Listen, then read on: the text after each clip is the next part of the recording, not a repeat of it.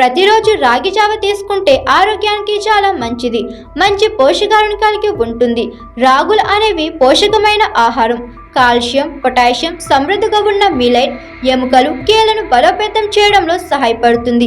రాగుల్లో protein, fibre పుష్కలంగా ఉంటుంది. అవంచిత ఆహార కోరికలను అరికడుతుంది. ఆరోగ్యకరమైన బరువు తగ్గడంలో సహాయపడుతుంది. అయితే రాగులతో లాభాలే కాదు, కొన్ని నష్టాలు కూడా ఉంటాయని పోషకాహార నిపుణులు చెబుతున్నారు.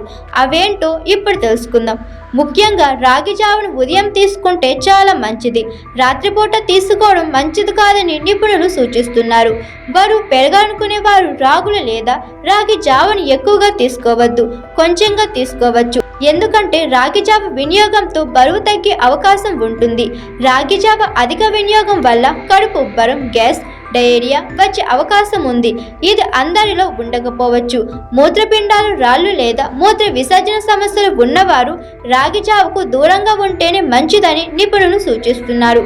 ఆహార సున్నితత్వం ఉన్న పిల్లలకు రాగులతో కూడిన ఆహారం పెట్టకపోవడం మంచిది. ఈ విషయంలో వైద్యుడి సలహాలు కూడా తీసుకోవడం ఉత్తమం.